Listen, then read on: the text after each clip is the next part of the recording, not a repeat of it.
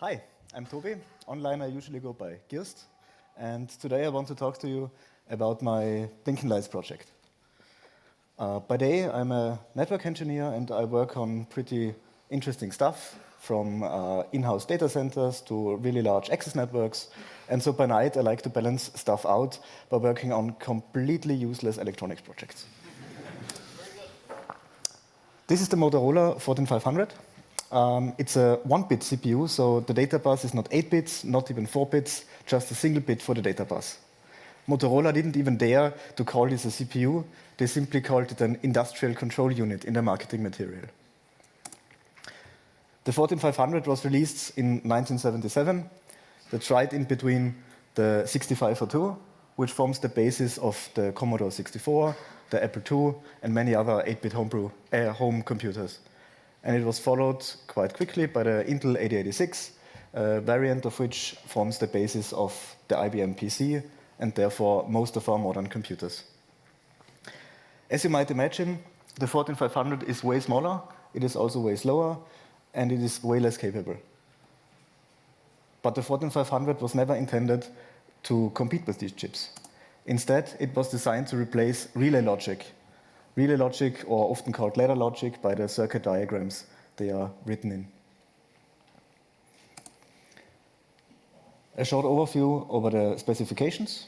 As already mentioned, this is a 1-bit CPU with a 1-bit data bus, and unlike many other bit serial architectures, which still process 1 bit at a time, but then combine these multiple bits into a single machine word, the 14500 really only works on 1-bit words. It has nearly one full register. Motorola calls it a result register. It's essentially an accumulator if you are more familiar with 6502 speak. Most of the instructions actually take one of the operands from the data bus and the other, and then just add it to the result register. However, the address bus is not hooked up to the CPU. The CPU just hopes that the correct data appears on the data bus magically. What this means in practice is that you, the designer of a board, you have to bring your own address decoding logic and hook that up. There is no full ALU, ALU short for arithmetic and logic unit. This is the part of the CPU that does addition, subtraction, and also the logic operations. Instead, it simply has a LU, a logic unit. There isn't much of a point in providing addition and subtraction if your only possible values are 0 and 1. More stuff is missing from the CPU. For example, there is no program counter. Just like with the data bus, the CPU just hopes that the correct instruction is provided to it, and you have to bring your own program counter and program memory and all that stuff. That's all quite theoretical, so let's look at a practical example. This is what Motorola calls the minimal ICU system. ICU, once again, the marketing name of the 14500. Here on the left, we can see the program counter. Usually that's just a binary counter starting at 0, and every clock cycle it increments to 1, 2, 3, etc. And that's usually directly connected to your program memory. Some systems use ROM for that, read-only memory. Some very tiny ones even use RAM, meaning after you power the device up, you have to load the program into it. And here we can see half of the output of the program chip is connected to the CPU. This is your instruction bus. And down here, the other half is connected to the I/O and memory section, which is your address bus. Of course, those two are connected through the data bus. And one interesting thing, RR is the result register or accumulator, and the CPU actually exposes the signal on a pin. So you can feed it back into the memory unit and address it just like any other peripheral. One thing I wanted to mention on the previous slide, there is no program counter in there, yet the CPU has a jump instruction. The jump instruction simply is an output pin that when a jump instruction is called, it makes blip. And you can hook that up to whatever you want. Usually you use it to reset the program counter to a known value or to 0 even, but nothing is stopping you from hooking that up to whatever. And that signal, I've also placed the signal up here. In this case, it simply resets the circuit. For I/O, The minimal system consists of 8 inputs and 8 outputs. These share the same addresses, and that works by looking at whether the CPU wants to do a read or a write, and that's a signal also exposed by the CPU. So if you read, you get redirected to the inputs, and if you do a write, you get redirected to the outputs. That's not happening within the CPU, that happens usually within your own logic in the I/O and memory section. And you most always also have at least 8 bits of scratch memory. That's essentially a bank of external registers that you can use to store a limited amount of variables. Short look at the instruction set. It starts out fairly tame. There's a load instruction. It loads an address and stores it in the result register. Same for store, logically OR, so it takes a value from the data bus and stores it and ORs it logically to the result register. There's also AND, and then there's XNOR. There is no XOR, exclusive OR. They instead chose to provide exclusive not OR. Essentially, it's an equality check. So if the value at the address A is equal to what is currently stored in the result register, then a 1 is placed in the result register, otherwise a 0. We also have a NOP. But one thing is missing. There is no inverse instruction or not instruction. So how do you invert a value? There's a whole other set of instructions. They call them complements. So load complement reads the value at address A, inverts it, and then stores it back. Or complement loads value from address A, inverts it, and then ORs it to the result register. There's also a second NOP instruction. And that's quite an interesting idea. Remember, we are talking about EPROMs and similar devices for storing your memory, for storing your program. And if you only decide to program those bits that you actually need, and then leave the rest of the ROM unprogrammed, it'll usually have all Fs stored in it, all ones. And the NOP instruction, NOP F, is placed at the highest possible instruction. So whenever you encounter invalid memory, so to speak, you get an output signal similar to jump, and you can use that to, for example, reset the system, because if you're executing invalid memory, something has gone wrong somewhere. You can, of course, then use the other NOP as your normal NOP instruction, but this too has an output pin connected to it. Here's the aforementioned jump instruction that simply blips a pin. Return is quite similar to that. It also has its own output pin, and you once again can hook that up to whatever you want. Most likely it's intended to exit from a hardware stack. SKZ is short for skip if result register is 0. This is used for flow control, and IEN and OEN stand for input enable and output enable. I'll talk about all 3 of those instructions later. We're still missing something. Load immediate. How do you load constants? Of course, we could do what modern ARM CPUs, for example, do and provide a 0 register that always returns a static value, but that wastes an entry in your address table. And you probably already have way too few of them. So here's another way. You can use the result register as an input to the OR complement function. So independent of what is currently stored in RR, if you take that value and do a logic OR with the inverse of itself, you always get a 1. So if RR is 0, you have a 0 or 1. If RR is 1, you have 1 or 0. And that's always 1. You can do the same trick with AND complement to get a constant 0. Back to flow control. On the left, here's a small program. We want to check the value at address 1, and if that is true, i.e. 1, then we want to loop back to the beginning. We can use the skip 0 here. We'll simply load the value from A1 into the register. If that register contains a 0, we skip the next instruction, so we don't jump. But if A1 contains a 1, a true value, then the skip is executed and the jump is skipped. However, this falls apart fairly quickly. If we want to skip more than 1 instruction, like in this example, we want to use the value we just loaded previously, or it with something and then store it back. We obviously can't use skip 0 like this, because skip 0 only skips 1 instruction.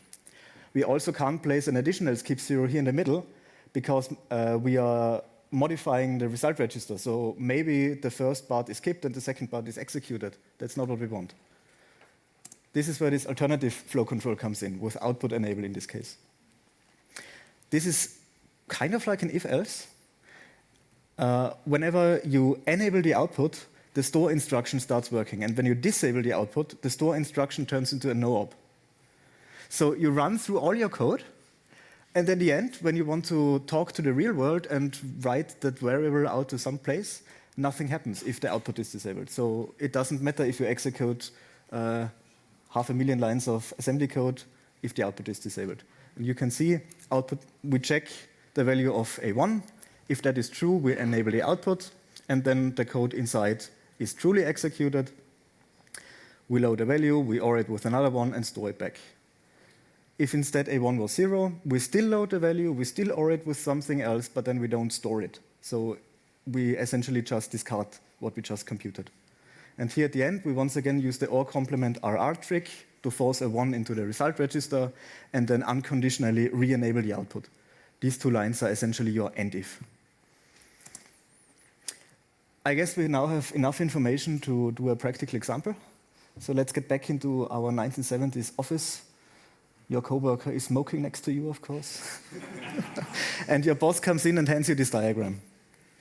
This is a ladder logic circuit. This is usually what industrial processors used to use. You still see it sometimes today even. To read this vertical line on the left is essentially a power source. And the one on the right is essentially a drain. And you read it from left to right, and you try to make a complete circuit.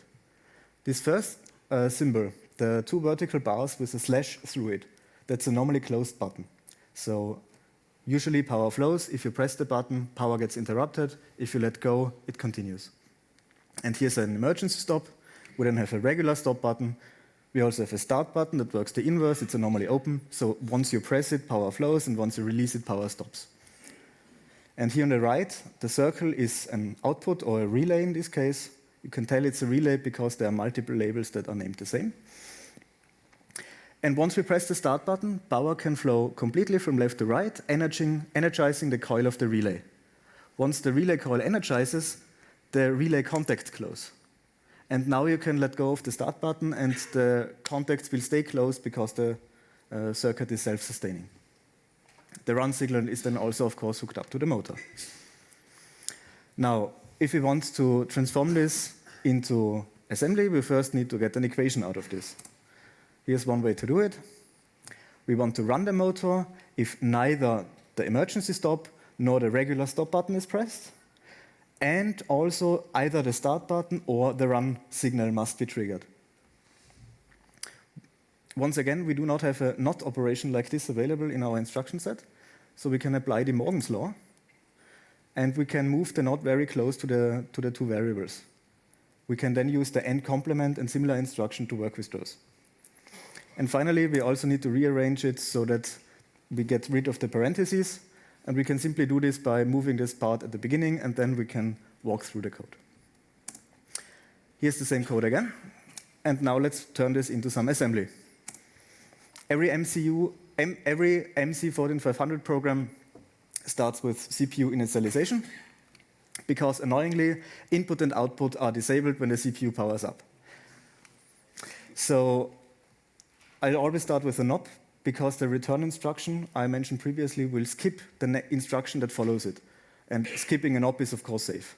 Then we once again force a 1 into RR, and finally enable the input and enable the output. The actual code is then pretty straightforward. We load the run signal, OR it logically with start. This is exactly this line. Then we AND it with the inverse of the emergency stop, exactly the next line. Once again, AND it with the stop button, and then store it back into the run signal. The jump at the end loops back to the beginning, loops back to this NOP statement, and the next cycle can continue. Now for something else. This is the thing I talked about in the abstract. This is the board I built. You can see it over there.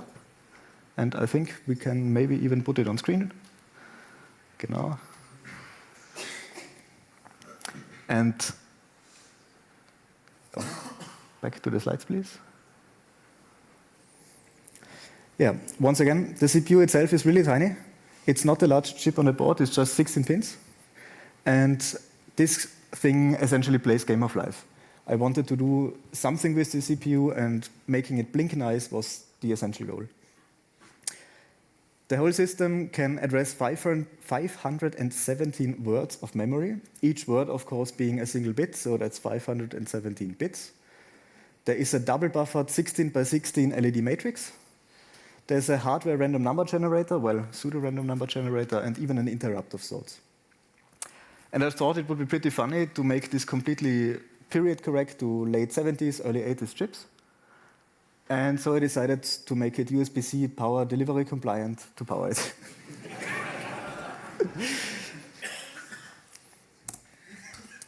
The first part of the system is the program memory and program counter unit.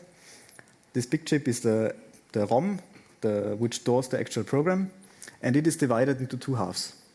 The lower part of it is the main memory, main program, and it simply executes in a loop, and with each loop, a single pixel is updated. And once it reaches the end, the interrupt automatically triggers. This triggers a flip-flop that then switches to the upper half of memory. And once we execute the return instruction, the flip-flop gets reset, and we continue with the main program. Here are some bits and pieces that are also necessary. This chip, for example, is the 14599. That's the external register bank that provides the scratch memory. This is another small PROM that I use as a makeshift MMU for address decoding. And down here are the three chips that make up the linear feedback shift register, that is the pseudo-random number generator. The sequence length is 255, which is barely enough to make one whole board out of that. I only had space to hook up 5 of the 8 external registers, but frankly, that's all I needed, so that's worked out fine. And finally, here's the big star of the show. This is the main memory. There are 512 locations, yet the address bus, as I previously mentioned, is only 4 bits wide. That means there are 16 addresses in total. We already used up more than half of them for the register bank, the random number generator, the result register. So how does this work? I've been very careful to avoid the word RAM, because this is volatile non-random access memory. Essentially, the RAM chip is not connected to the address bus, but instead to its separate counter. This counter, once again, starts at 0, and every time the CPU tells it to, we can increment it. This way, we can look at the first part of memory, increment it, look at the next one, look at the next one, look at the next one. But for Conway's game of life, that's not enough. You always have your center location and then the 8 neighbors around it. We can modify this circuit. We can place 2 adders in between these lines. If those adders are simply 0, if the second input of these adders are simply 0, then it works the same as before. But the second input of the 2 adders are connected to some of the bits of our address lines. So we can shift where we are currently looking at temporarily. We can go 1 column to the right, 1 column to the left, 1 row up, 1 row down. And finally, the display is double buffered, as I said, and that works with the topmost address bit. This is also connected to the counter, of course, but whenever we do a store instruction, this XOR gate will swap them around. So we always read on one plane, and when we write, it automatically goes to the other one. And once the whole frame is done, they are automatically exchanged, and we once again read from one plane and write to the other. Here's how that memory map looks in practice. We interpret the lower 2 bits of the address space as a signed 2-bit 2's complement number. And we also do the same for the upper 2 bits as a separate number. So if we look at address 0000, that's just the center location of our RAM, meaning the value that is currently stored in the second counter chip. If we add a 1 to that, we can look 1 column to the right, we can look 1 column to the left, we can look a whole row to a whole row in front and a whole row back. And of course, we can do both at the same time to get the diagonals. We don't want to subtract 32 or subtract 2, so these values here in the margin are still free, and so we can use them to store the register bank. We can store the result register here, and we also have a place for the random number generator. Now to the display. As you might have seen, there's no address left. So how is the display connected? The display is a big shift register, 256 positions. And when you write to the VNRAM, your data is automatically copied to the display. So a new value is automatically shifted in, and once the interrupt fires, the display is latched and the new image is displayed. Of course, we need a little bit of firmware. The main program I decided to split into two modes. The first is called simulate. It generates one new pixel data for the next frame, and then it loops. And the other mode is called generate, and it fills the board with random data whenever it gets boring to look at.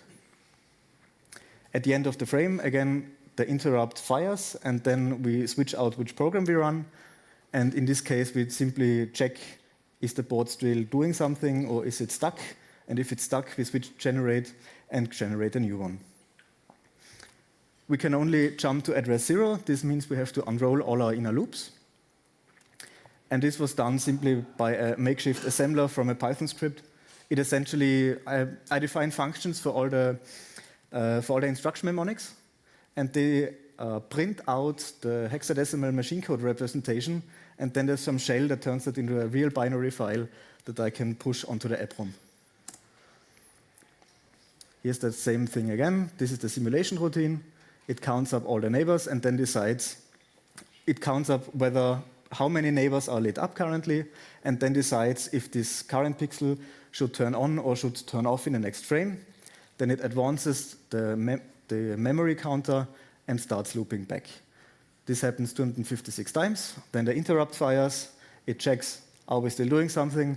If yes, we continue simulating. If we don't do anything, we switch to the generation mode, and then we return from the interrupt. The generation is extremely simple. It takes a random value, writes it to the current pixel, advances to the next pixel, and starts over.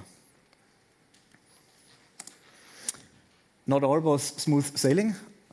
I made some annoying mistakes, some silly mistakes, and I thought it would be fun to look at them. There are a lot of chips on this board. On the front, there are 19. On the back, there are 16 for the shift register of the LEDs. So, of course, I wanted to bring it up in stages and not all at once. And even though I knew about that problem, I accidentally left some of the inputs floating. And with 4000 series logic, that is, of course, a very bad idea. And it happened that my clock line and my reset signal were right next to each other on the board, and they capacitively coupled, and whenever the clock clocked, the CPU reset. And of course, this was only a problem during the partial bring-up. Once all the chips were in place, this was gone, and of course, I also added a small pull-down resistor to fix it during the partial bring-up. Similar problem also happened with the data bus. One of the inputs of the bus transceiver was floating, and two peripherals fighted over the data bus, and instead of it being at 0 or 1, it went to half. And this had the additional negative side effect that's essentially a dead short, and it consumed a lot of power, and the chips got pretty hot. The second stuff I did wrong was I mixed up some of the chips. My counter is clocked on the negative edge. Also this is an edge-triggered chip, meaning it only advances or only does something when the clock goes from high to low or from low to high. Some of those chips are rising edge, some of these are falling edge, and instead of everything happening at once, some of the stuff happened at the offbeat, so to speak. The problem is, of course, not reading the data sheets correctly, and the fix is to add an inverter to get the signal inverted, and then it works again. That interrupt, as I mentioned previously, is essentially a flip-flop. Flip-flops are also edge-triggered, so it initially didn't matter that my interrupt signal, once the frame was over, it went high and then stayed there for multiple instructions. But later I noticed that it would be smart to also reset the program counter when you switch out programs, so you don't start in the middle of the program. But the reset line is, of course, line level triggered. So the interrupt signal went high, we started resetting the counter, and then we never let go of it. So of course, once again, the whole thing went to a halt. And finally, about that MMU, about that makeshift MMU from the one-time programmable ROM. These are extremely obsolete chips. They are called bipolar PROMs. They are the only ones that are small enough to fit into my special design. And I thought, yeah, well, can't be too hard. The problem is they essentially are a collection of fuses that have to be burned through with a pretty high current and voltage. And most modern programmers don't support that. You either have to buy really expensive programmers or try to get a hand at really old ones, neither of which I wanted to do. So in the end, I had to build my own programmer for that. It turns out this is rather simple. You don't need any active components. You can simply wire switches to all the pins and toggle it in. And since there are only 16 addresses I care about, each of which only has a single bit set, this turned out to be fairly trivial to do by hand, so to speak. And with that, I'm done. I hope you learned something. Maybe you found this project interesting. We can take another look at it, for example. And that's it. Thank you.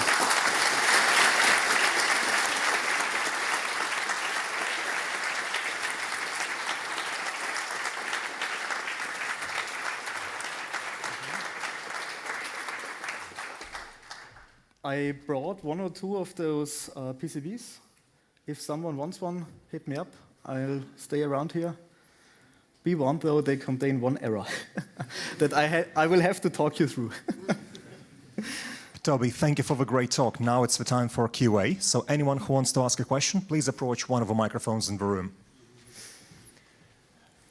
And yes, microphone one, please. Okay. First of all, wonderful talk. I have a question, which is, at what point is a CPU not a central processing unit anymore? That's a really good question. I think this really stretches the limit what you can still call a CPU, and Motorola didn't even call it a CPU anymore. They called it an industrial control unit. They invented a new word for it. Then I guess that's answered. Thank you. Microphone two, please. Hello, and thank you for the talk. Did you open source the plans, I the schematics? intend to. When we go back to the last slide, this website will contain all the stuff in the future. I haven't had time to publish it yet. Feel free to check it out. Currently, there are just the slides and some text on it. Thank you very much. Mic one, please.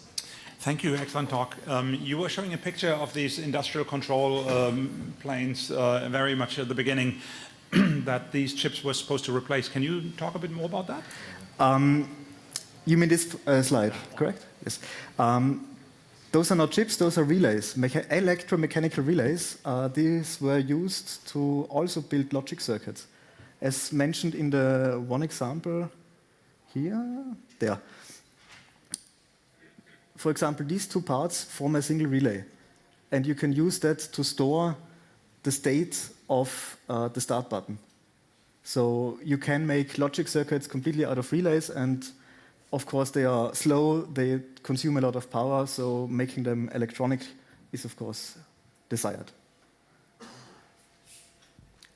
What is the clock source and how fast can you run it? The clock source is a 555, or more specifically a 556, because I'm using the other half to do a nice reset signal.